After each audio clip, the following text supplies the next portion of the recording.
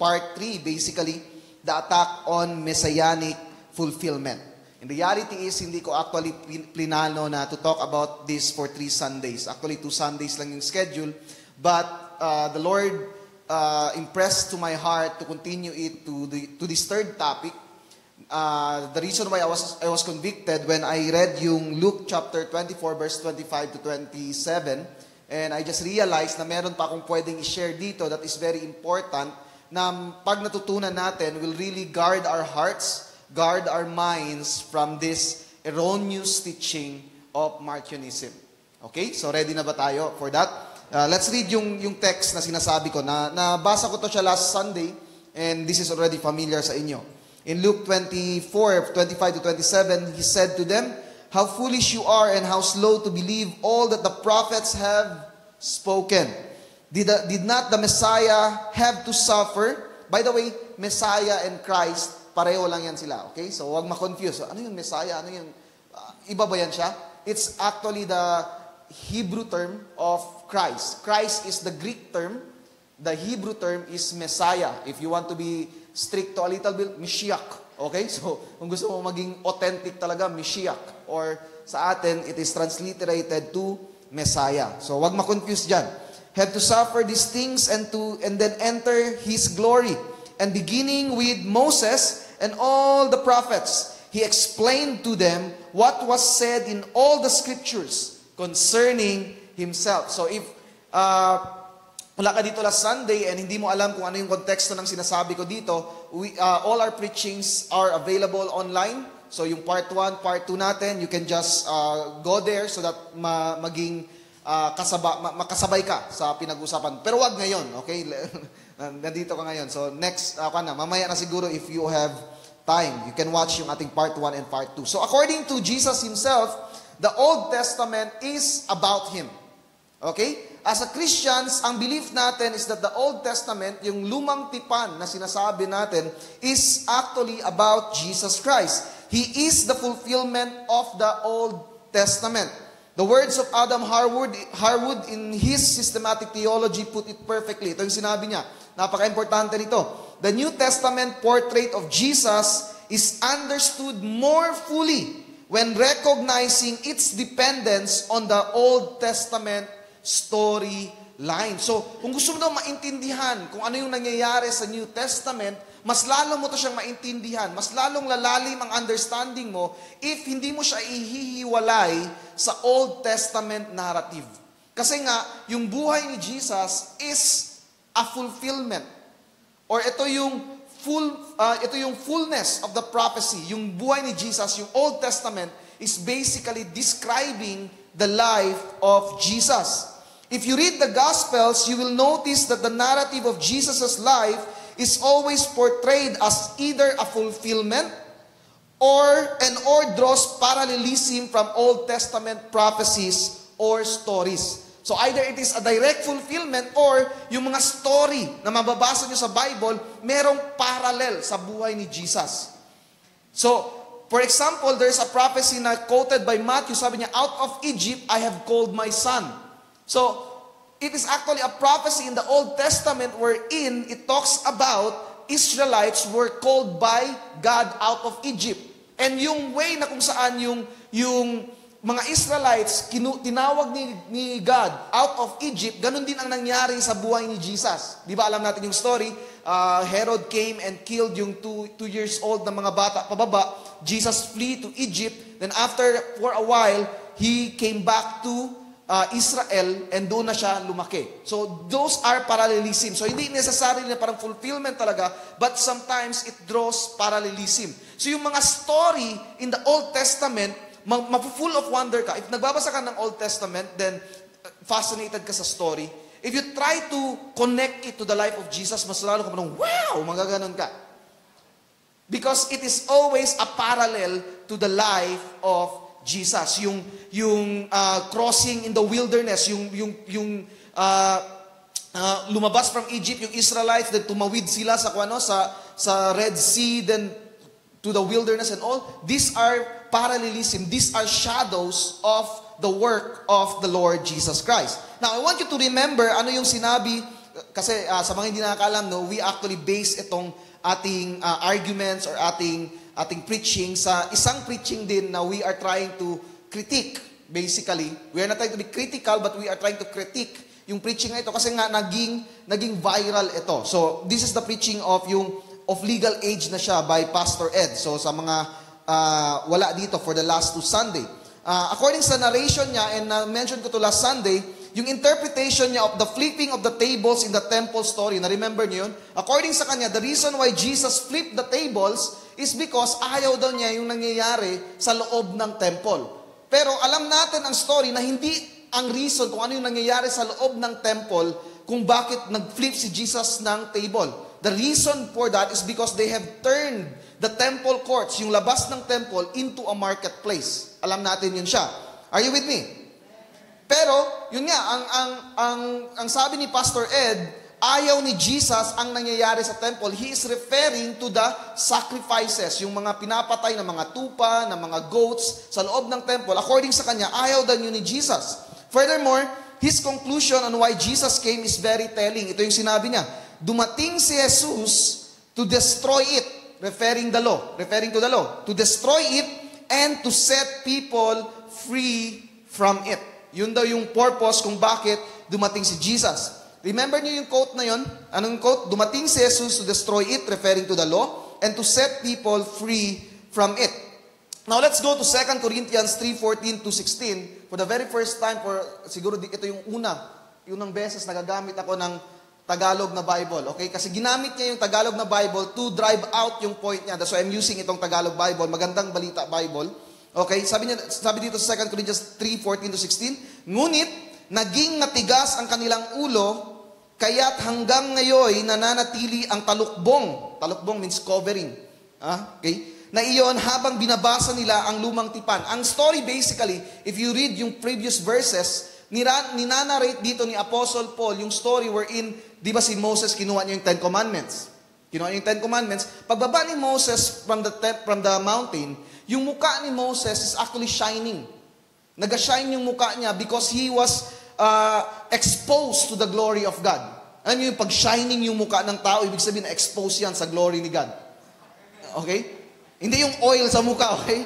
Parang shining. Nakita mo lang, parang matingkad yung countenance ng taong ito. Ibig sabihin na expose yan sa glory ni God. So, the story goes, so bumaba si Moses, nakita siya ng mga Israelites. Ang mga Israelites natakot kay Moses. Bakit kumikinang yung muka ni Moses? So, ang ginawa ni Moses, tinakpan niya yung muka niya para hindi matakot ang mga Israelites. Para hindi nila makita yung glory ng muka niya. And nag-fade yung glory niya. So, yun yung story dyan. And according sa narrative ni Apostle Paul, it makes the glory useless. Kasi, bakit mo tatakpan yung glory? Ibig sabihin nun, parang wala ding point na merong glory yung mukha kasi tatakpan mo lang din naman. And yun yung ginagawa ng mga Israelites. As they read the Old Testament, instead of bringing out the glory, which is the Lord Jesus Christ, tinatakpan nila, basically. So sabi dito, maalis lamang ang talukbong na iyon sa pakikipag-isa nila kay Kristo. Hanggang ngayon, may talukbong pa ang kanilang isip tuwing binabasa nila ang mga aklat ni Moises. Ngunit kapag lumapit ang tao sa Panginoon, naaalis ang talukbong. So, ang mga Israelites daw, habang binabasa nila ang Old Testament, the same way Moses has a covering sa mukha niya, ganun pa rin sila. That's why they cannot see the glory of God. And the only way for them to see the glory of God is to turn to the Lord so that they may be able to see the glory. Now, question, okay? Dapat mag-isip tayo dito. Hindi tayo pupunta ng church tapos iniiwan natin yung mga brains natin sa bahay. Dito, nag-iisip tayo. Okay? How many of you here, pag babasahin nyo ito, okay? And try nyo rin basahin yung ibang translation, you will come to conclusion, yung conclusion na ang pagkaintindi nyo sa text na ito, that the Old Testament causes people to close their mind. Yun yung maging conclusion ninyo. Meaning, the source of spiritual blindness of the people is the Old Testament. Sino dito, nung binasa nyo yan, yun yung pagkakaintindi ninyo. Na, pag binabasa mo yung Old Testament, it causes you to not see Jesus. Sino dito, pag nabasa nyo na ba ito before? Sino dito first time nyo ito na-encounter yung text na ito? Okay lang. Walang problema if first time nyo. Pero yung mga matadala na Christian, I will condemn you pag hindi nyo nabasa. Hindi. Nabasa nyo na to, right? You are familiar with this. Sino dito nung binasa nyo ito, ang pagkaintindi ninyo, ang Old Testament ang nagkukos ng spiritual blindness. Sino dito ganun yung pagkaintindi nyo? Meron ba? Not right? The problem is, according kay Pastor Ed, the reason why people cannot open their eyes is because they keep reading the Old Testament. Yung Old Testament daw, yung cause ng spiritual blindness ng mga people. The more you read daw, at sabi pa nga niya, the reason why hindi nila makikita is because basa sila ng basa ng Old Testament. Yun yung pagkasabi niya. In other words, it is the Old Testament that causes people not to see. Yun yung conclusion niya. But here's the thing, how can the Old Testament be the source of the blindness or covering if the text talks about understanding the Old Testament? If kung pinag-uusapan sa text, kailangan natin maintindihan ang Old Testament in light to the sacrifice of Christ, paanong magkukos siya ng spiritual blindness if kailangan natin siyang intindihin? Yun ang sabi ng text. Jesus himself said in our opening verse that the Old Testament is about him. Si Jesus mismo nagsabi.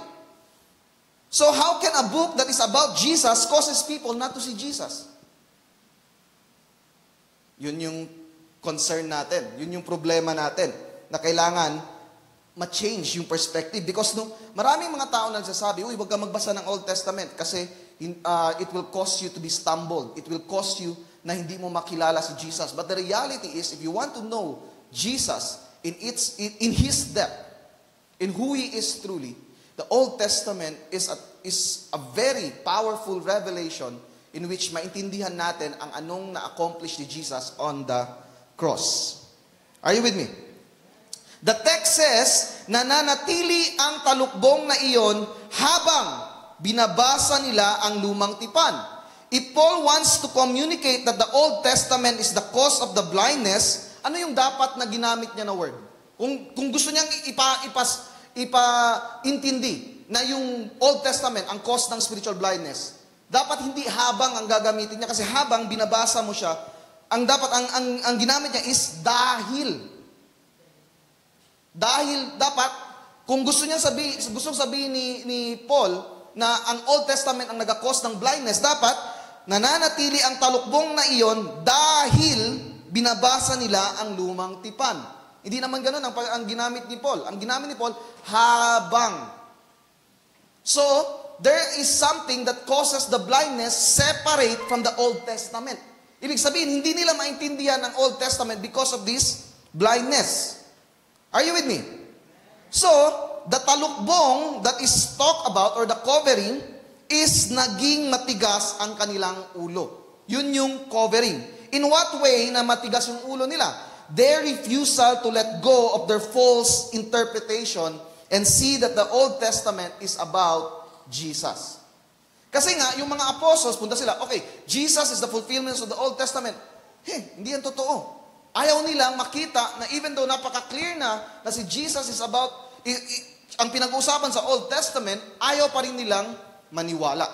So, matigas ang kanilang ulo. Yun yung spiritual blindness. Not the Old Testament ang spiritual blindness. It doesn't make sense pag ganun yung pagkasabi. Are you with me? Clear lang ba yun? Furthermore, how can the Old Testament be the talukbong or the covering if Paul used to argue from the Old Testament that Jesus is the Messiah? If ginagamit ni Apostle Paul to show that Jesus is the Messiah from the Old Testament, paano siya maging talukbong? According dito sa Acts 17:2-3, Paul went to the Jews in the synagogue as he customarily did, and on the 3 Sabbath days, he addressed them from the Scriptures. Saan daw? He addressed them from where? From the Scriptures, explaining and demonstrating that the Christ had to suffer and to rise from the dead, saying, "This Jesus I am proclaiming to you is the Christ." Now, there are two things here. Thematically and historically, the Scriptures referred here is the Old Testament. Because thematically, pag sinabing thematically, by its theme, sino ang writer ng Book of Acts? Sino? Bakit kayo natatakot? Alam niyo yung sagot pero natatakot kayo. Parang hindi ko kayo ititrick, okay? It's Luke, right? Sino ang sumulat ng Book of Luke? O si Luke. So, ibig sabihin, yung paggamit niya ng word na scripture is the same way na ginamit niya yung word na scripture sa Luke 24 na binasa natin kanina. So, yung nire-refer dito na scripture is the Old Testament. And historically, it is the Old Testament kasi wala pang New Testament at this time. Hindi pa nasulat. So, ano yung scripture na ginagamit ni Paul? Kung sinabi mo, yung ginamit, di ba the Old? Are you with me? Kasi wala pang New Testament at this time. Kung sinabi mo na parang yung Old Testament, it causes blindness, anong gagamitin nila, Paul? Saan galing ang kanilang turo? Saan galing ang kanilang interpretation? Paano nila establish na si Jesus is Messiah? Wala. Madali lang sabihin na yung Old Testament is not inspired kasi meron kang New Testament. Pero pag isipin mo na ng mabuti, apply critical thinking, saan nanggaling ang mga teachings ng mga apostles? The Old Testament. That's why it doesn't make sense ang mga claim na yung Old Testament is somehow causes people to be blinded. Are you with me? So, by attacking the Old Testament, the Marcions knowingly or unknowingly attack messianic fulfillment of the Old Testament. Are you with me? So, hindi nila alam, either knowingly or unknowingly. Ayaw nating maging judgy dito. But, sabihin natin, even unknowingly, they are attacking messianic fulfillment. They are making it na walang basis ang work ni Jesus. Walang basis ang coming ni Jesus. He went to a context wherein parang wala. Parang mali yung lahat ng naturo and all. So very quick, let us discuss three. Very quick, no? Three things na inaatake nila regarding messianic fulfillment. First, they attack the messianic work of atonement. They attack the messianic work of atonement. Pag sinabi yung atonement, bayad sa kasalanan.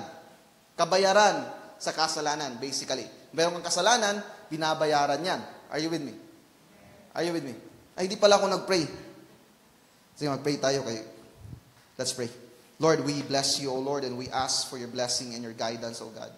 May you sustain us and lead us, O Lord, as we talk about this conversation. This is a sensitive issue, O Lord, and this involves, O Lord, God, so-called sincere Christian, O God. Lord, they may be sincere, but Lord, they are in error in this. And I pray that, God, you are going to cause us to see, O Lord, the light that is in your word. This we pray in Jesus' name. Amen and amen. Okay, attack on messianic work of atonement. So the first act of atonement or unang description na wherein God made an atonement or bayad sa kasalanan is found in Genesis chapter 3, verse 7 and verse 21. Alam natin yung story. Adam and Eve ate the fruit of the tree of knowledge of good and evil. Kung magtatanong ka, anong klaseng fruit yung kinain nila, hindi natin alam. Ang belief ko, durian yung kinain nila. So kayo, bahala na kayo, anong gusto ninyong paniwalaan. Basta ang sabi ng Bible, the fruit of the tree of knowledge of good and evil. At that time, yung durian wala pang tinik. Smooth pa yung durian. Kasi yung thorns and thistle lumabas lang after the fall. Okay? So, yun. Durian yung kinain nila. So after they ate of the fruit of the tree of knowledge of good and evil, ang nangyari is that according to the Bible, they realized that they were naked and they sewed fig leaves together and made coverings for themselves.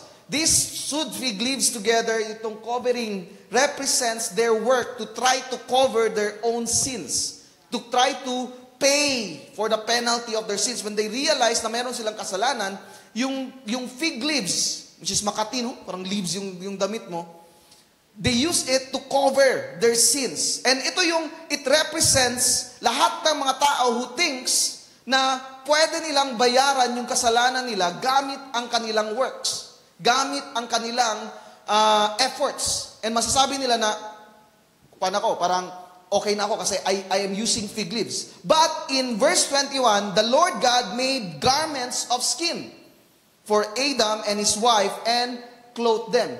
So this shows na nireject ng Panginoon yung fig leaves. Sabi ni Lord, pangit yan, makati. Hindi. There's a reason why kung bakit nireject. So they were given garments of skin. Now, alam natin ito sa mga dumaan ng lesson 2. Saan galing yung garments of skin? Sa animal. Meron bang animal na tinanggalan mo ng balat, buhay pa? Wala. So, garments of skin implied that the animal died on behalf of Adam and Eve. And this sets the atonement theme of the whole Bible, from Genesis to Revelation. Ganyan ang way of atonement. Basically, yun yung parang pinaka-basic na konsepto ng atonement in which, imbis na si Adam and si Eve ang mamamatay kasi meron silang kasalanan, an animal ang namatay for Adam and Eve. That's why, meron nagsasabi, ang sabi ni God, surely you will die if you eat of the tree of knowledge of good and evil. Bakit hindi namatay si Adam and Eve? Nagsinungaling si God. Hindi po nagsinungaling. Nag-transfer lang yung death. Instead na si Adam and Eve ang mamamatay, the death na dapat na maging masuffer ni Adam at ni Eve, napunta sa animal. Are you with me? Clear ba yun sa atin? So, two key things we can get here that will be a consistent theme of atonement throughout the scriptures. A death in place of another, or the principle of substitution. Na-remember nyo to? Sa lesson 2 ninyo, the principle of substitution. So, a death in place of another. And God providing the means of atonement. Hindi pwede tayo yung magdesisyon, Lord, pwede ba ito lang ibayad ko sa kasalanan ko? Hindi tayo ang magdi-decide. Hindi tayo parang, Lord, pwede ba 50% lang yung paga? Pwede ba, Lord, hulugan ko lang bayaran?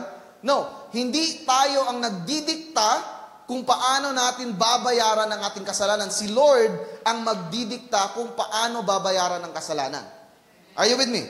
So this is the theme. So as you read the whole Bible, as you read the Old Testament, may mga details na nadadagdag, may mga slight variation, but basically it still boils down to this concept in which an innocent dies for the sinner, okay? Which is in this case the animal, and God is the one who decides ano yung acceptable, hindi ikaw.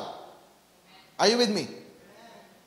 Hopefully that is clear sa atin. Now, since this time, until the establishment of the Mosaic Covenant, ano yung Mosaic Covenant? Nung binigay yung 10 Commandments, that there are ceremonial laws na binigay ang Panginoon, in-establish doon yung animal sacrifice. But before that, meron tayong tinatawag na gap from Eden to the Mosaic Covenant.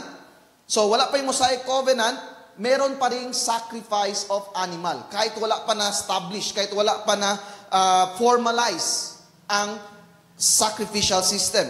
We see it practiced by men of God like Abel, Noah, Abraham, Isaac, Jacob and his sons, and even Job. Lahat ko sila practice animal sacrifice. Are you with me?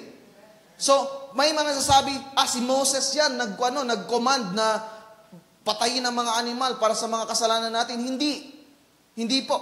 God instituted it in the garden, and hindi lang siya parang na-formalize talaga until the coming of Moses, but the people of God, the men of God, understood na kailangan ng sacrifice in order for them to be forgiven of their sins. Clear ba yun sa atin? Okay. So, the practice of animal sacrifice was practiced since the Garden of Eden, and these sacrifices foreshadow. Alam yung foreshadow, ibig sabihin, this is representative lang. Hindi pa ito yung totoo, but it's just a representative of what will happen to the next. Are you with me? The sacrifice of Jesus for our sins. Why would Jesus be against the sacrifices made in the temple if the animal sacrifice foreshadows Him? Doesn't make sense. That's why yung statement na yon ni Pastor Ed is very problematic. If there were time that God, and they will quote itong mga verses na ito, sacrifice I did not desire. Okay? I desire obedience more than sacrifice. Mga ganun na verses. And meron pang isa, parang I desire mercy and not sacrifice. Yung mga term, yan yung sinabi ni God doon sa Old Testament. You need to understand that in the context. Because if there were time that God was angry with or against animal sacrifice, it is because they are making an improper sacrifice. Hindi tama ang pag-sacrifice nila. Like when Saul disobeyed God regarding the Amalekites. So, itong si King Saul was given by God a commandment to destroy all Amalekites. Kasi itong mga Amalekites, sinners talaga to sila. And the Lord is now judging them for all their sins. And sabi ni Lord, destroy everything including animal. So ang ginawa ni Saul, parang nakita niya, mataba man talaga itong mga animals nila. Kunin natin, tapos i-sacrifice natin sa Panginoon. So nung dumating si Samuel, sabi ni Samuel, dinestroy mo ba lahat? Sabi niya, yes, dinestroy ko lahat. So ano tong naririnig ko na, Bakit na umana yung naririnig? Sabi niya, ito para to sa sacrifice ng Panginoon. So doon sinabi ni Samuel, the Lord desire obedience more than sacrifice. Yung sinabi ng Panginoon, destroy mo lahat. You need to obey the word of the Lord. So it's improper. Another is the priest profaning the sacrifice in Malakay. Na-share ko na to dati, yung sa Malakay, di ba, ang ginagawa nila, instead giving the best animal, ang binibigay nila, mga crippled, yung mamamatay na animal basically. Parang ready to die na. Parang, ito na sa'yo Lord. Parang ganon. So the Lord is against that. Doesn't want yung ganong klaseng perspective. So, and God desiring true heart for Him rather than sacrifice in Hosea. So, anong makikita natin dito? God is showing the order of priority. Sacrifices are useless if it is tainted. Hindi siya against sacrifice, against siya sa mga maling sacrifice. Against siya sa mga mediocre na sacrifice. Against siya sa mga sinful na sacrifice. Clear ba yun sa atin? Clear ba yun? So that when someone comes to you and quote itong mga text na ito, yung sinabi ni Samuel kay Saul, yung sinabi ni God through Malakay, yung sinabi ni God through Hosea, you will realize the context of this. Hindi nito ibig sabihin that the Lord is against the temple sacrifice because He is the one who instituted it. Parang schizophrenic si God, parang one time gusto niya ng sacrifice, tapos dito ayaw niya na naman. Parang hindi makadecide si Lord, ganun ba? No, it's not like that. Kailangan natin maintindihan yung ganun. Now, Hebrews 10:1-8 explains clearly the purpose of animal sacrifice. It says here, the law is only a shadow of the good things that are coming. That's why sinabi ko kanina, it is a foreshadowing of what Jesus. Ibig sabihin, yung mga animal na ito represent something greater. Okay? Greater ba yung shadow kaysa sa true image? Hindi. Di ba? Yung shadow is just a representative. At some point, it's just demonstrate what is to come. Are you with me? So, the law daw is a shadow of the good things that are coming, not the realities themselves. For this reason, it can never, by the same sacrifices, repeatedly, endlessly, year after year, make perfect those who draw near to worship. Hopefully, na-explain to sa inyo ng maayos sa lesson 2 ninyo, no? Na-explain ba ng maayos? No? So, mga hindi na-explain ng maayos, lagot na yung mga discipler. Otherwise, would they have not stopped being offered? For the worshippers would have been cleansed once for all and would no longer have felt guilty for the sins. But those sacrifices are annual reminder of sins. It is impossible for the blood of bulls and goats to take away sins. Now, some will quote this and say, dyan na. Sabi sa Hebrews, it is impossible for the blood of bulls and goats to take away sins. So, kaya against Jesus sa sacrificial system. Read the next verses, okay? Hindi yung, i-read mo lang yung isang verse tapos yun na yun. You need to understand ano yung sinasabi ng book of Hebrews. Therefore, when Christ came into the world, He said, sacrifice and offering you did not desire. Nandyan na. Sacrifices and offering you did not desire. Klarong-klaro, sabi sa Bible. But a body you prepared for me. With burnt offerings and sin offerings you were not pleased. That I said, here I am, it is written about me in the scroll, I have come to do your will, my God. First, He said, sacrifices and offerings, burnt offerings and sin offerings, you did not desire, nor were you pleased with them, though they were offered in accordance with the law. So, even though sinabi ni Jesus na the Lord does not desire yung mga offerings, yet the law requires them. Then He said, here I am, I have come to do your will. He set aside the first to establish the second, and by that will, we have been made holy through the sacrifice of the body of Jesus Christ once and for all. So ano yung sinasabi ng Book of Hebrews dito? Ang sinasabi ng Book of Hebrews dito is yun na. The sacrificial system is the shadow of the good things that are coming. Because here's the question that you need to answer. Paano yung mga tao na nabuhay before kay Jesus?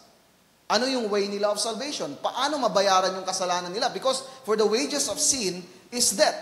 So paano sila maka-approach sa Panginoon if hindi pa dumating si Jesus? Now, that is the purpose of the sacrificial system. It is like parang a cheque. Sino dito nakatanggap na kayo ng cheque? Yeah, atik pa.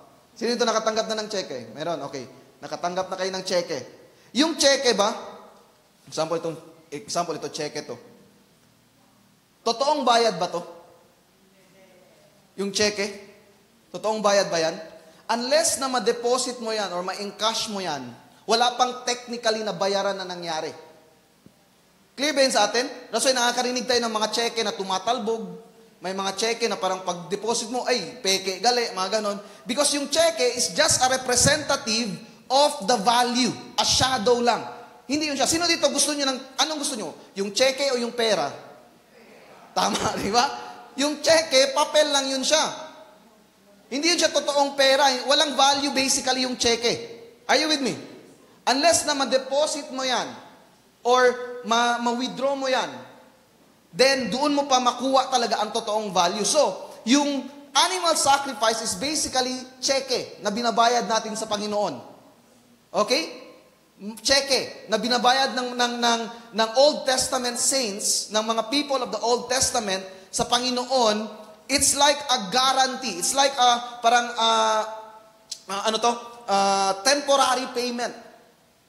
Pero ang totoong payment darating pa. Ide-deposit pa sa account natin yung payment. Alam mo yung meron tayong tinatawag na post-dated checks? Parang ganun. Ibig sabihin, gagawa ka ng cheque, pero in reality, wala pang lamang perang yon. Sinulat mo lang, 1 million. Pero, magde-deposit ka pa ng 1 million sa bangko na yon, then doon pa pwedeng i-withdraw yung cash na yon. Are you with me?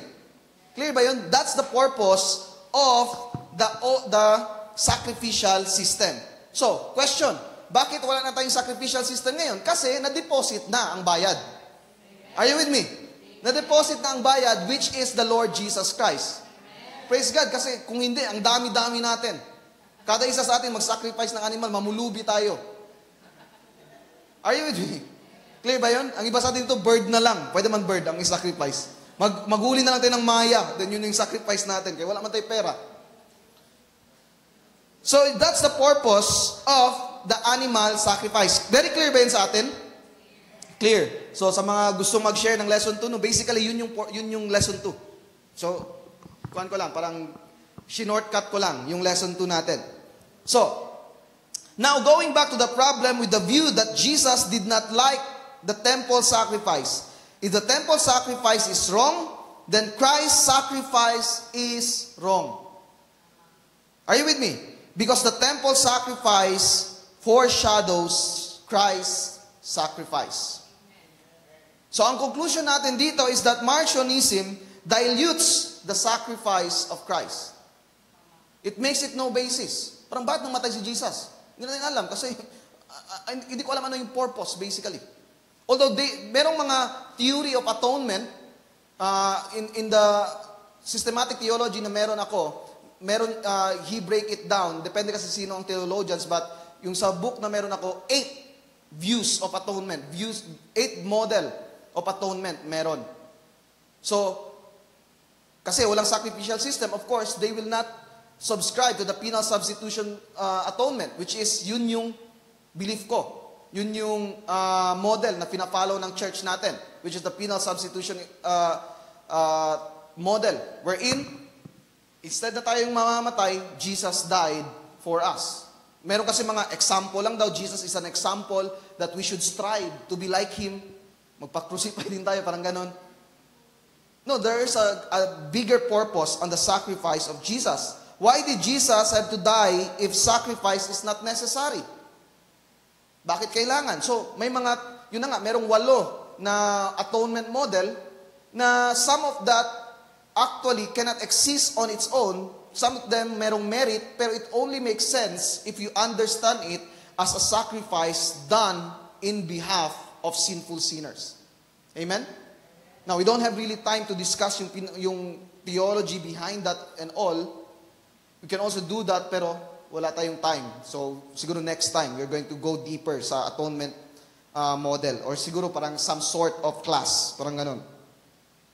Now, penal substitution, ang perspective natin, no, they reject ito, yung penal substitution model natin. And, according to one theologian, this is a testimony by Adam Harwood, sabi niya, Simon Gathercole summarizes each of these objections and observes that a common theme is the downplaying of individual sins.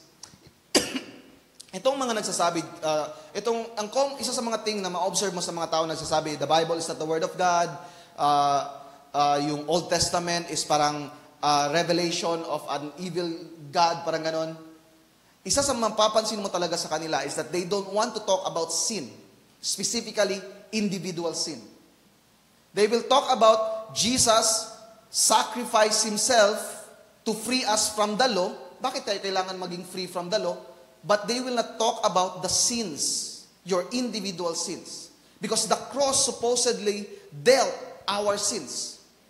Are you with me? Pero ito sa kanila kasi, because of their concept, na parang they downplay sin. So, they try to deny the sacrificial system. They try to cancel the sacrificial system. They try to make it bad. Because the sacrificial system is actually not only shows the holiness of God, but the sin of the people. Are you with me? Kasi yung mga animal sacrifice represents your sin. Every time nagagawa ka ng kasalanan, kailangan mo mag-sacrifice. And every year, kailangan mag-sacrifice, and it shows kung gaano kalalim ang kasalanan ng mundo. Again, Adam Harwood says this very powerfully. These atonement themes in the Old Testament, especially the Passover and Day of Atonement, demonstrate three truths. First, sinful people have a problem that is so serious with the holy God that something innocent will die. Yun yung first. Number two, second, God provides mercifully for sinful people what they cannot provide for themselves. Third, only God's provision for sin is acceptable to God. Are you with me? Clear ba yun sa atin? Clear. So, the atoning work of Christ is necessary because of man's sinfulness and God's holiness. It highlights man's inability and God's mercy. If we understand the atoning work of Christ, we will never be passive Christian again. We cannot stomach it because we know and understand what was done on our behalf. Sometimes na yung commitment natin nakasalalay sa understanding natin ng gospel. Kasi kung naintindihan natin yung kailangan gawin, the things that has to be done in order for you to come to the presence of God, then you will not be passive. It's a gospel issue ang ating commitment. Kasi hindi natin totoong naintindihan. Gusto natin yung forgiveness, gusto natin yung freedom na binigay sa atin ni Jesus, pero ayaw natin yung commitment that He is calling us into. Bakit? Kasi hindi natin naintindihan yung binayad para sa atin. The Bible tells us you were not bought with things that are perishable like gold. You are bought with the precious blood of Christ. Are you with me? So, if yung commitment natin naga-flicker, roller coaster, alam mo yun, parang parang ganun, then we have not understood the sacrifice of Christ. Because the sacrifice of Christ should always remind us na dapat full ang ating commitment sa Panginoon. Are you with me? Clear ba yun? Now, I'm talking here not anymore as a critic sa Marcionism. I'm talking about how can we apply itong reality na ito sa buhay natin. Now, it's a good thing. No, one of the reasons here na gusto ko itong pag-usapan is not only to criticize Marcionism and to protect you, but also to remind you of the gospel. To remind you of the sacrifice na ginawa para sa ating lahat. The reality here is that hindi lang dapat Holy Week na nire-remind natin ang ating sarili of the sacrifice of Christ. Dapat daily. Gusto mong gumawa ng kasalanan? Remind yourself of the sacrifice. Okay? The very sin that you commit is the thorns that the Lord has to carry. It's the nail that needs to crucify Him. Clear ba yun sa atin? So, Marcionism indeed attacks the atonement work of the Messiah. Number 2, attack the messianic win over Satan. So, we know that Christ on the cross defeated Satan. We know that Christ on the cross overwhelmed death, overwhelmed the work of the enemy. This flows from Christ's work of atonement. In what way Christ is victorious over Satan? Now again, if tatanggalin mo yung Old Testament, wala kang basis of the win of Christ. Okay? Saan ba nanggaling itong perspective, itong prophecy na ito, na we are victorious on the cross over Satan? It says here in Genesis 3:15, "And I will put hostility between you and the woman, and between your offspring and her offspring. And he will strike your head, and you will strike his heel." This is known to the theologians as early as mid-2nd century, around 160 AD, something like that, as the proto-evangelium or the first gospel. Ibig sabihin, dito una na nagkaroon tayo ng sense of what Jesus is going to do on our behalf. According dyan, meron the hostility between the snake and the seed of the woman. Not the woman itself, but the seed of the woman. Your offspring and her offspring, he will strike your head. Talking to the animal. So pag strike ni Jesus sa head ng serpent, and you will strike his heel. So ibig sabihin, Jesus will not come out unscathed. So merong basically makakagat siya ng serpent. And that's what happened on the cross. In order for Christ to save us, to crush the head of the enemy, he has to die on the cross. Hello?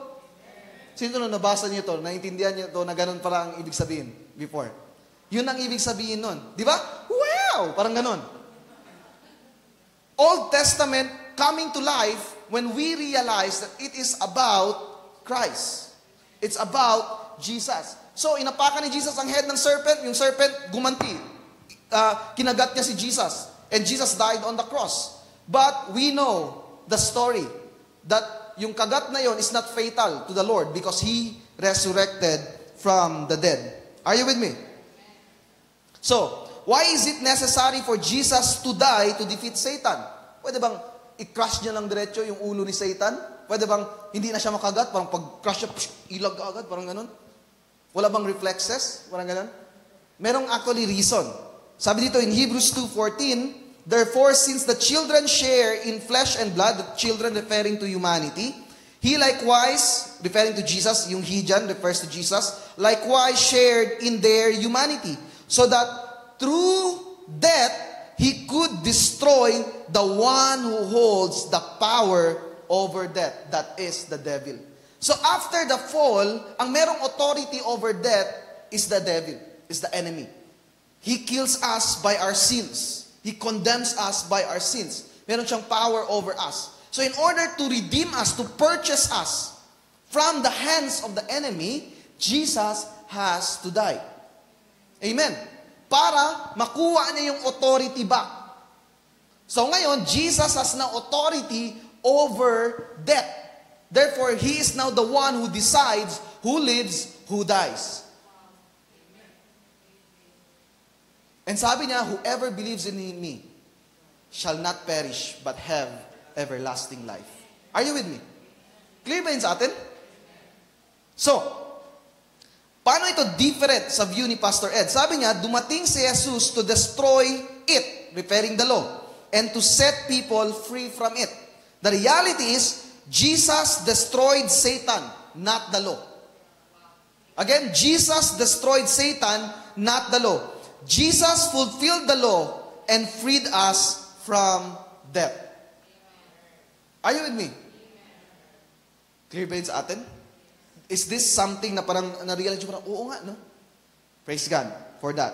According to Colossians chapter 2, 14 to 17, He has destroyed what was against us, a certificate of indebtedness. Meron na tayong certificate of indebtedness. Lahat ng mga kasalanan natin merong resibo. Hello? Lahat ng mga kasalanan natin nakasulat. Merong resibo. Yet, the Lord destroyed that certificate of indebtedness. Expressed in decrees opposed to us. Now, they interpret itong decrees opposed to us as the law. Pero hindi po yun ang sinasabi dito. Yung decrees opposed to us basically means yung hatol against sa atin. Because meron tayong certificates of indebtedness, merong hatol, merong decree na against sa atin. Ano yung hatol? Kasi nagkasala ka, March 2, 2014, you're going to die. Ganun ang hatol. Kasi inaway mo yung nanay mo, June 3, 2015, you're going to die. You have sinned. Yun yung decree. Yun yung decree, but Jesus destroyed that decree. Jesus destroyed that certificate of indebtedness so that yung decree that is opposed sa atin will not anymore take effect. Are you with me? He has taken it away by nailing it on the cross. Imagine, ito yung certificate ng kasalanan mo. He nailed it on the cross. Okay? Para hindi na siya ilansang sa imuha. Okay? Hindi siya nakapako sa ulo mo. It was nailed on the cross. Are you with me? Sabi pa dito, disarming the rulers and authorities. Itong rulers and authorities, if you read yung New Testament, most of the time it refers to the rulers, the evil spirits. Okay? The principalities. Basically, itong mga kampon ni Satanas. Okay? And si Satanas mismo. So he disarmed them. The rulers and authorities, he has made a public disgrace of them, triumphing over them by the cross. Amen? Amen? Now, paano? Kung sabi mo, masama yung sacrifice, anong ginagawa ni Jesus sa cross? What is the purpose of the cross? Ano yung reason? You need to understand this. That Christ's sacrifice on the cross means your sins are forgiven. Your sins are nailed on that cross. Are you with me? Therefore, do not let anyone judge you with respect to food or drink, or in the matter of a feast, new moon, or Sabbath day. So ito na, reason kung bakit hindi na tayo nag-Sabbath, kain na tayo ng baboy, mga ganun. We are not anymore under the Old Testament ceremonial law. Why? These are only the shadow of the things to come, but the reality is Christ. Are you with me? The reality is Christ. Shadows lang ito siya.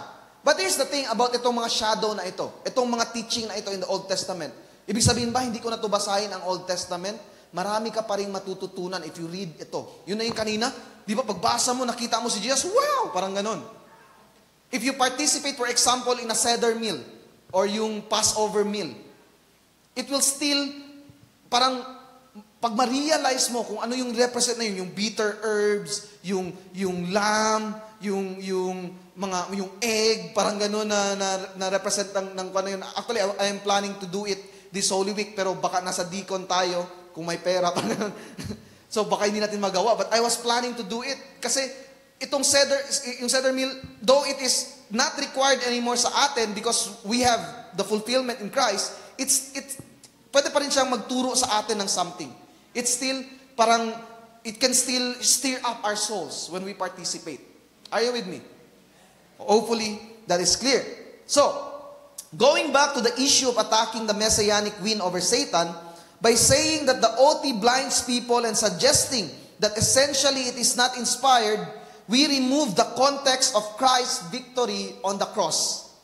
Now, to be fair, Pastor Ed never said that Jesus did not defeat Satan on the cross. But what I am trying to show you is what will be the logical conclusion by saying that the OT blinds people. Are you with me? Ito yung magiging, ito yung meaning kapag sinabi mo yon. The reality is we become more appreciative of what Christ has done when we understand the Old Testament. Hay, salamat, hindi na ako mag-sacrifice ng animal na napakadami. Because Jesus is the fulfillment. Pero may mga cool things about sa Old Testament na inisip ko, maganda sana. Yung mga kuha nila, mga tassels nila dito, parang maganda. No? But those are things not anymore required. Those are just a shadow. Kasi dati, no, yung mga, for example, yung tassels nila dito, it represents the law. It reminds them that they are following God. Sa atin, hindi natin kailangan ng reminder na yun. Bakit daw? Because the Lord has written the law in our hearts and in our minds. The Bible tells us in Hebrews. Hindi natin kailangan ng outward reminder because God has written it inside our hearts. Sinulat na. So hindi natin makalimutan basta-basta. Kasi kung totoo kang Christian, parang gagawa ka ng kasalanan, parang ganun. Mahirap because the law is written in your heart. Amen? Lastly, attack on the messianic witness of God. Attack the messianic witness of God. Jesus came to reveal God to the world. Amen? Sabi dito in Hebrews chapter 1, 1-3, after God spoke long ago in various portions and in various ways to our ancestors through the prophets, in these last days He has spoken to us in a Son, whom He appointed heir of all things, and through whom He created the world. The Son is the radiance of His glory and the representation of His essence, and He sustains all things by His powerful word. And so when He had accomplished cleansing for sins, He sat down at the right hand of the Majesty on high. So before God spoke through the prophets, the ancestor through the prophets, now He has spoken to us finally, completely through the Son. Now, it is important for us to note, listen carefully, it is important for us to note that Pastor Ed preaches that indeed, Christ came to reveal God to humankind. He preached this. Itong sinasabi niya. Christ came to reveal God to humankind. The point of contention is the identity of the God that He is revealing. Yung identity. Sino yung nire-reveal ni Jesus? The difference, I believe, lies in two words. Contradictory or continuity of revelation. Again, contradictory or continuity of revelation. They argue that Christ contradicted the Old Testament. Jesus came to destroy and put a stop to the Old Testament laws, regulations, and belief because of the perceived evil of some of the laws and actions of Yahweh. Okay? So because they believe na yung mga laws, yung mga actions ni Yahweh is evil, so they believe that Jesus came to destroy the law, to contradict basically the Old Testament. Are you with me? So they believe nga, first, Jesus came to reveal God, and the revelation is this, mali yung Old Testament. Okay? Yun daw ang revelation. Mali yung Old Testament, and ito yung bagong way. Now, ano yung belief natin? We argue differently.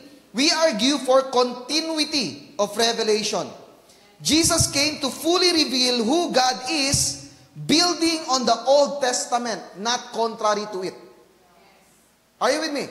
That's why we believe in continuity or fulfillment. Jesus came to build on the Old Testament. Pag sinabi kong build, hindi ko sinasabi na dagdagan ang Old Testament or dagdagan yung mga laws. But rather, Jesus came to fulfill all those laws. Are you with me? We can demonstrate this in verse 1.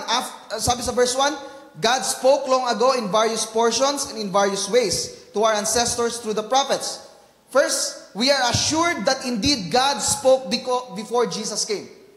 Sure tayo dito. Because yung argument nila, nawala daw yung revelation and Jesus came to show the true God. But the reality is, the Bible tells us, the New Testament even, kasi Hebrews, New Testament man, tells us that God surely spoke to the people, spoke to the ancestors. Are you with me? He revealed Himself in various portions or time. In other translation, various time and in various ways. Jesus did not come to a world devoid of revelations from God. God did reveal Himself, though in a partial way. Now, we can admit na hindi pa full yung revelation. Partial pa lang yung revelation. Jesus is the full revelation of God. Now, to whom did He spoke? To the ancestor, the patriarch, and each generation. So, the claim of the Bible is that God spoke to the Israelites from Abraham, Isaac, Jacob, Joseph, Judah, Levi, Simeon. Lahat ng ito, yung mga anak ni Lord, until David, anak ni si Solomon, Rehoboam, pababa, hanggang dumating si Jesus. God continuously spoke to all the ancestors from generation to generation. Na yung arguments nila is that God did not spoke. They corrupted the Bible basically. So, Jesus has to come and destroy lahat ng yon. But the reality is, hindi yun ang testimony ng scriptures. So, the biblical testimony is God spoke, revealed Himself to the Israelites. Yes, the Israelites in Jesus' times lost their ways, but that is not to say that the scriptures are not revelations from God. Na-explain ko na to in the previous preachings. Now, in verse 2 it says, in the last days, He has spoken to us in a Son, whom He appointed heir of all things, and through whom He created the world. The construction of this verse is clear that there is continuity, not contradictory. Hindi pinutol ni Jesus yung Old Testament. There is a continuity. God chose to speak through the prophets in the Old, but now in the last days, through the Son. That's why verse 3, the Son is the radiance of His glory and the representation of His essence, and He sustained all things by His powerful word. So in other words, ang sinasabi ng book of Hebrews is that if you want to know who God is, if you want to know the fullness of God, look at Jesus. Understand what He did. Understand His work. Understand His person. And you will understand who God is. That's why sinabi ni Jesus, bakit mo nire-request na makita ang Ama? Nakita mo ba ako? Nakita mo na ang Ama. Yun ang sabi ni Jesus. If you saw me, you have seen the Father. Amen? The author of Hebrews clearly argues that the same God that revealed Himself to the ancestors, which is the Old Testament, through the prophets, is the same God that Jesus came to reveal fully. Let me clarify that. Kasi ang argument nila is, iba daw yung God ng mga Hebrews, ng mga Jews, sa God ni Jesus. Are you with me? Okay, listen closely. Now, Jesus argue in a way na parang ganun, but hindi niya sinasabi na iba yung God na yon. Sinasabi niya na hindi talaga sila anak ng Diyos because of their sins. Are you with me? So, the point here is that Jesus came to fully reveal who God is, not a different God. Not a different God. How did Jesus establish His claim? Because God already revealed Himself in the past and Christ identifies with those revelations. Now, paano? Tingnan mo, pagbabasahin mo yung gospel, anong ginagawa ni Jesus? He alludes to the Old Testament and tells them that they are, or He is, the fulfillment of those prophecy. Hindi niya sinasabi, hindi siya nagbibigay ng parang out of this world na parang devoid of context, devoid of the Old Testament. That's why, for example, when Jesus said, before Abraham was, I am. Naintindihan kaagad yun ng mga Jews. Because they know the scriptures, they know the revelation of God. I am, Ehyeh, is the name of God. And alam nila, when Jesus claimed, I am, He is claiming divinity. So, Jesus is establishing His divinity, establishing who He is by the revelation in the Old Testament. Now, He reveals more fully that revelation in the Old Testament, but nakabase pa rin yun siya sa revelations before. Hindi tayo naniniwala sa doctrine of abrogation or parang itong commandment ito, canceled. Hindi ito Quran. Okay? Ang Quran yun naniniwala sila, canceled ang mga commandments na ito. But in the Bible, we don't cancel commandments. Jesus fulfills commandments. Amen. So Christ did not reveal contrary to prior revelations, but completed the revelations. Christ is the ultimate revelation of who God is. If there are confusions or misunderstandings, Christ has now clarified as He fully revealed who God is. To conclude this, I want to show a video to show you how this works, parang more clearly. Kat, take it away. Okay, listen closely. He was pierced for our transgressions. He was crushed for our iniquities. Punishment that brought us peace was on Him, and by His wounds we are healed. By His wounds we are healed. So where is this from? The Old Testament or the New Testament? I'm going to say the other one because it doesn't sound like the Tanakh. ברית החדשה, New Testament. ברית חדשה. זה ברית חדשה. New Testament. This is from the Old Testament. No way. Yes. Old Testament. Tanakh. Tanakh. Why do you think that's from the New Testament? It sounded like they were talking about Jesus. פה אני חשבתי שזה מדבר על מריה ועל ישו ועל כל זה. I don't know why. It's a feeling. I can't say why. It's from the Old Testament. I knew it was a trick. It's not trick. I'm telling you, it's so similar. People think that it's like a Western religion and it has nothing to do with Judaism, but this is so close to Judaism, it's crazy. So the next one, you ready? For to us a child is born, a son is given. And the government shall be upon his shoulder. ויקרא שמו פלא יועץ אל גיבור. Everlasting Father. Prince of Peace, New Testament. Again, I would assume that this one is from the Brit Hadasha. New Testament, I think. The other one. What's it called? New Testament. The New Testament. אני אלך על הברית החדשה. Something about the Prince of Peace. Right. Like it got me right away. No, I mean, yeah, it definitely sounds like New Testament stuff. Excellent. Tanakh. Really? Yeah. גם התנ"ך? וואו. One more. They will look on me whom they have pierced, and they will mourn for him. I'm going to say, as one mourns for an only son, and they will weep bitterly over him like the bitter weeping of a firstborn. I mean, I'm going to say New Testament, but it's probably Old Testament. Yeah, that's right. Can I ask you, why did you think that the parts sounded like New Testament even Oh, though it they are sounded Old like he Testament? was getting pierced to the cross or something. And this is 700 years before Jesus is born. Right. Who is it talking about? Last one. For I'm not ashamed of the gospel. שערי כוח האלוהים. To everyone who believes, to the Jew first, and also to the Greek. I mean, I'm going to say the new again, but is it the old? This is the New Testament. Oh, this is the This new. is the Okay, New I don't think Testament. they were talking too much about Greeks in the Old Testament. ברית החדשה. Yes. Really? You got it. You got it. The New Testament? Yeah. You're right. Bro, we got 4 for 4. 4 for 4. You win. You win the Brit Hadasha. Thank you. You initially thought it was from the Tanakh. And why? You know, we are the chosen ones Yes. by God. Yes. And something about talking about the non-Jews Right. is more modern. That's a great point. Did you know that God told Abraham that from him, from his seed, מהזרע שלו, will become a great blessing to all the nations? Wow, I didn't know that. Yeah, so this is why we're here, because we want people to understand that the Tanakh gives a promise, and the New Testament fulfills that promise in Yeshua.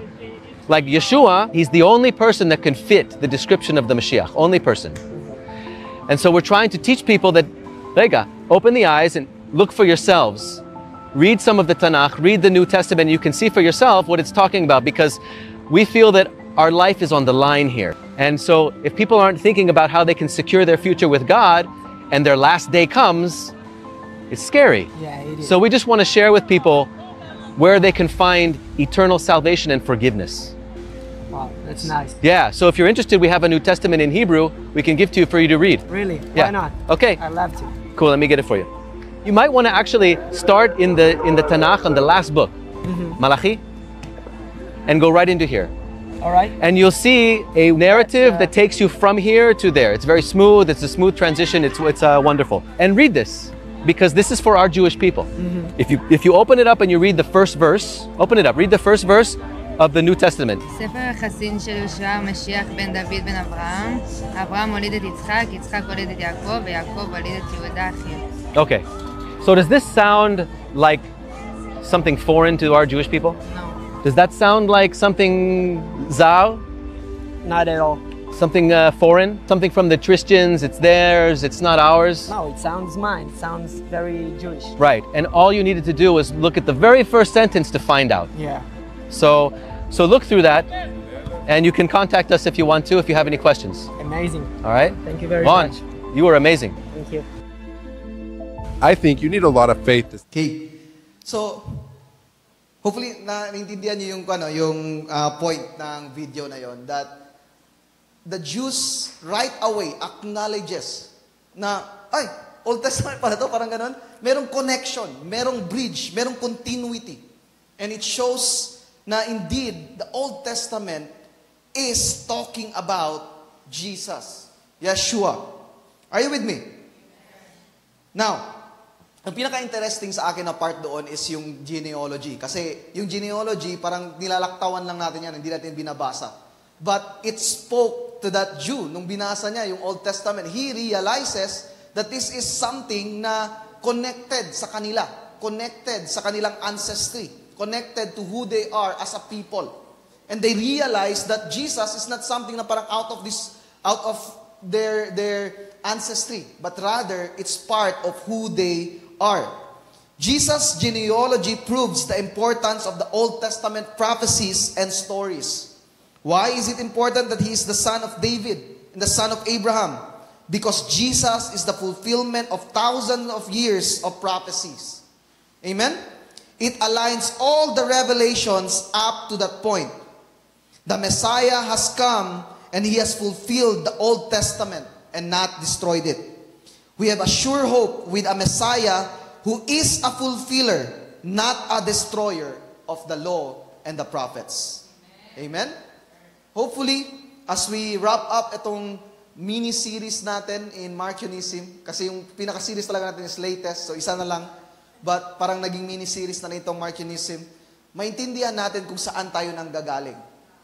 That we understand kung bakit we responded and now we are more equipped and knowledgeable of our faith.